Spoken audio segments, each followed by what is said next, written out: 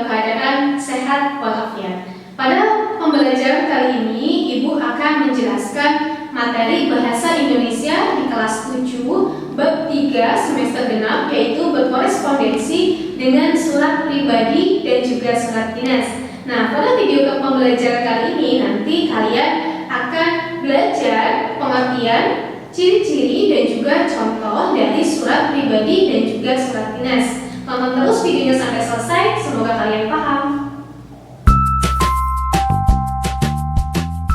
Pada kesempatan kali ini, Ibu akan menjelaskan materi pada bab 3, yaitu tentang berkorespondensi dengan surat pribadi dan surat dinas.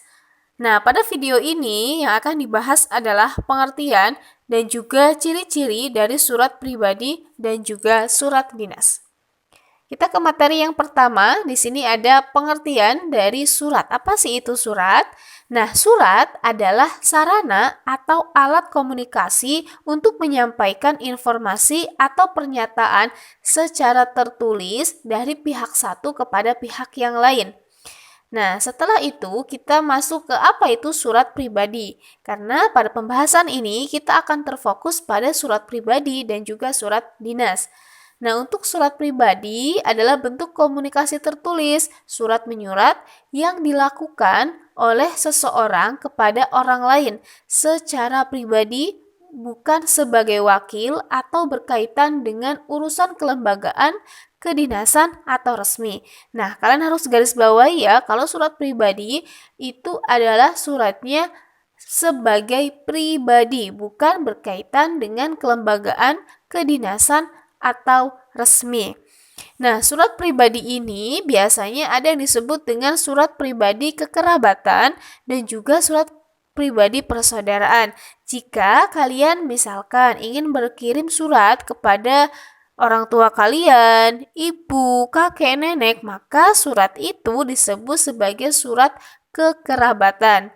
Nah, jika kalian ingin berkirim surat kepada sahabat kalian, terus orang yang baru kalian kenal, nah itu nanti disebutnya sebagai surat persaudaraan. Tapi intinya di sini adalah surat pribadi.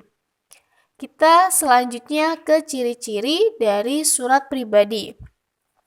Di sini ada 4 ciri-ciri yang harus kalian pahami mengenai surat pribadi. Yang pertama, bentuk komunikasi interaktif ya. Di sini bentuk komunikasi interaktif antara orang pertama sebagai pengirim dan orang kedua sebagai penerima. Yang kedua, isi surat berkaitan dengan masalah pribadi. Nah, masalah pribadi itu seperti menanyakan kabar, keperluan pribadi, atau tujuan komunikasi pribadi lainnya. Misalkan kalian ingin mengirim ucapan selamat ulang tahun kepada sahabat kalian, atau misalkan ingin mengucapkan terima kasih kepada orang tua kalian, bertanya kabar kepada orang tua kalian. Nah, ini berkaitan dengan isi dari surat pribadi. Nah, yang ketiga, ciri dari surat pribadi yaitu pilihan kata santai dan bersifat pribadi. Nah, yang keempat, pilihan ragam bahasa tergantung kepada siapa penerima surat tersebut.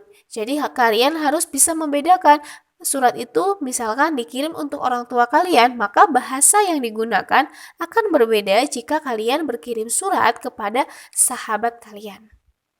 Nah, di sini Ibu akan memberikan contoh surat pribadi.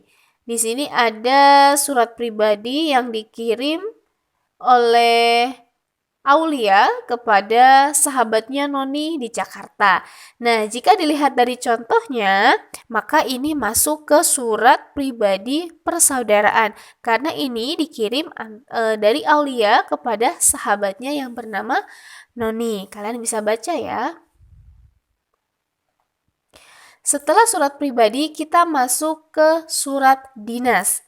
Ya, surat dinas ini adalah surat resmi. Ya, ini adalah surat resmi. Kalian harus garis bawahi. Surat resmi yang ditulis oleh instansi, jabatan, atau organisasi tentang segala sesuatu yang berhubungan dengan instansi atau jabatan tersebut.